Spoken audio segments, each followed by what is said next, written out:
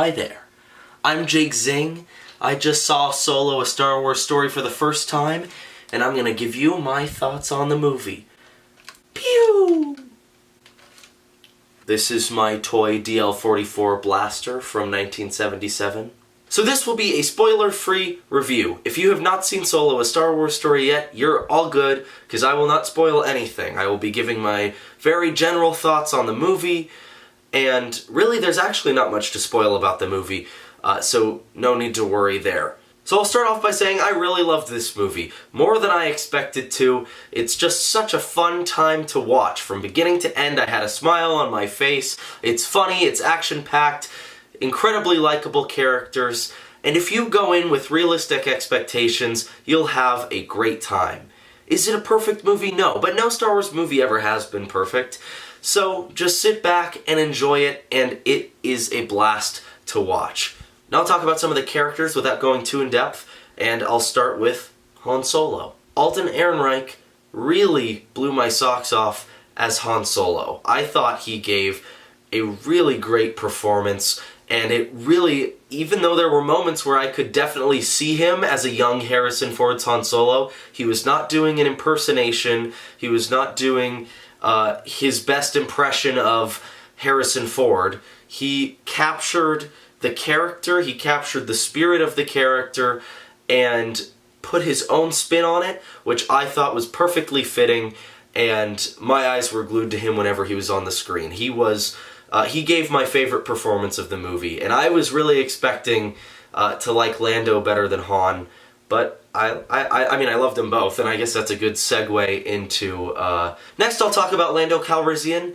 Donald Glover killed it, as everyone expected him to. I've got him on my shirt right now. He doesn't do an impersonation of Billy D. Williams. He, like Alden Ehrenreich, captures the spirit of Lando Calrissian by being charming and charismatic and smooth-talking, while not getting into an impersonation. Those two nailed it on the head with that. Yeah, and then Chewbacca was great. He had some really fun moments, and you get to see some awesome early interactions between him and Han, which are really fun to see, and I think that his story in this movie enriches the original trilogy and enriches his relationship with Han Solo in the entire saga. Also, we got Qi'ra, a new addition to the Star Wars saga, and she was really cool. She had an awesome story arc as well. Some really cool moments, especially at the end.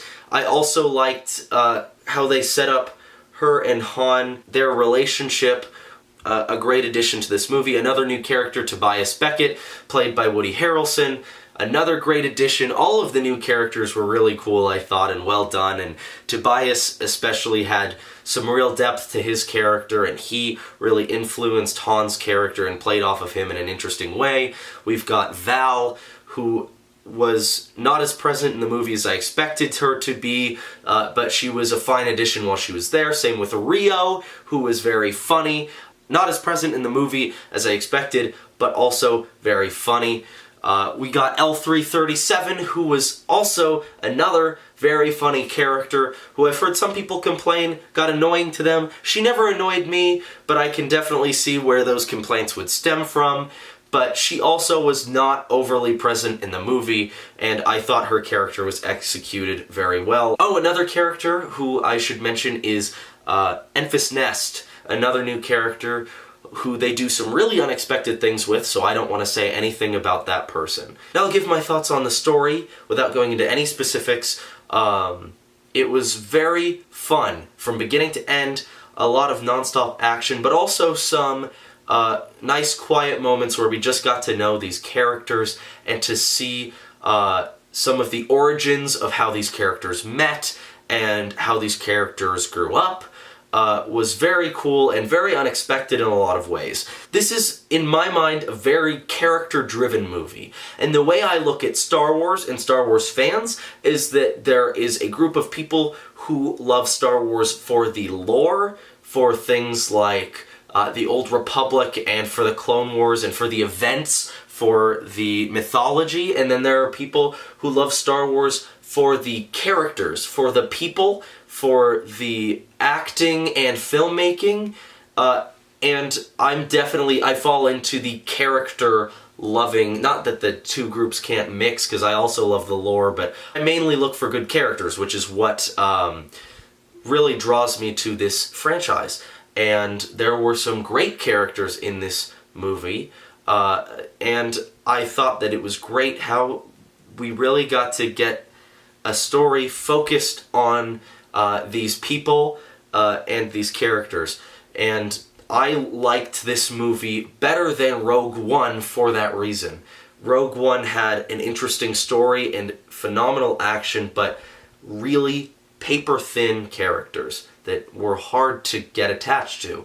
In Solo, quite the opposite. The characters are extremely charming and fun to watch. Their interactions are great, and their relationships are fantastic. And I think that was a great thing to focus on for this movie. I mentioned action earlier, and the action in this movie is excellent. It is so fun to watch. There are several different sequences that were really well executed, and just a blast to sit and watch these things unfold, especially given the characters that we've become so attached to in the movie. Seeing them in these scenarios is really fun. In terms of filmmaking and more on the technical side, I thought it was very well executed.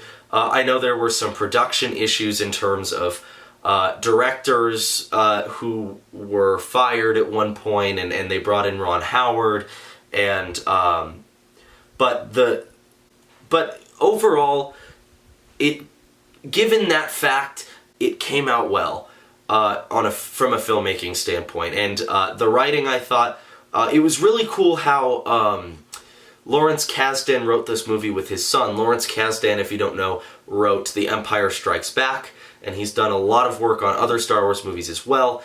And it's cool that he got to do writing with his son. From this, like, bringing together the old generation, the new generation, and that came out very well, I thought. The music was also very cool. What's interesting is John Williams wrote one track for the movie, and a man named John Powell wrote the rest. John Williams' track is great, and honestly, John Powell's track is just as good.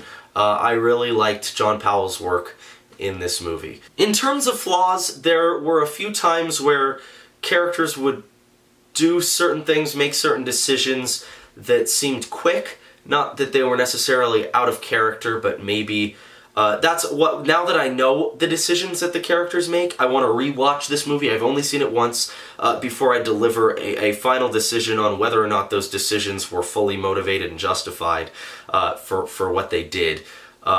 So maybe I'll go into that more after I've seen it a second time in another video.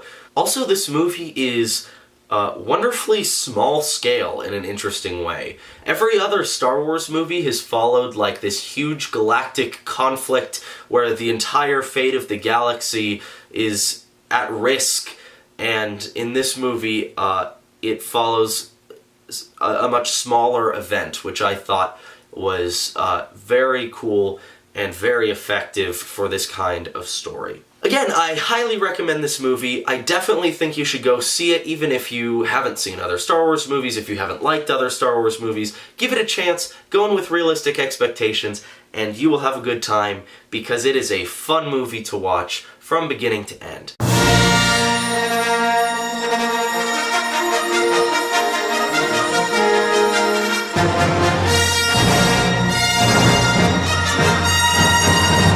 Now, this is a spoiler-free review, but there are a couple things I really want to talk about that are spoilers.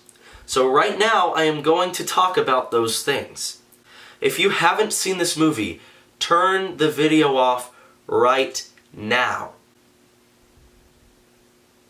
If you haven't seen the movie, you shouldn't be here. Okay, you're gone? Okay, good. Because Darth Maul makes an appearance in this movie, which was incredibly unexpected. And I haven't seen the Clone Wars animated series, but that kind of fills in some blanks as to how he got to where he is. I watched a video about his story in the Clone Wars in terms of how he kind of became the head of this underworld organization that is Crimson Dawn, and how he's kind of in that world now. And the first time I saw the movie, I didn't think it was Darth Maul because he's older, and that kind of threw me off. But I had to think about it and realize like the timing works out for him to be older. Also, I saw his like metal legs, which it's in a hologram, so it's obviously hard to see. But I did notice the metal legs, and his lightsaber also looks different, but that's how it looks in the TV series Star Wars Rebels, which I also haven't seen, but that I looked into, and now I know that. And so that's really interesting, which makes me think of, like, what are they trying to set up with this? I know that Alden Ehrenreich signed a 3-picture deal with Disney to play Han Solo, which could mean nothing, could mean everything. It could mean that we're getting a Solo trilogy based on the reception of this movie, or it could just mean that they wanted to keep their options open. I think they just wanted to keep their options open, although I would like to see a sequel to this movie, because I really enjoy the characters, and I think that there are interesting places to go, especially now when you have Kira working closely with Darth Maul, and those types of things could be really interesting to explore. Another option that I've been thinking is that they could be trying to set up an Obi-Wan movie where an Obi-Wan Kenobi movie would take place at a similar time period as Solo, and have Darth Maul be the villain of that movie. I think that could be very, very cool if they decide to go that route.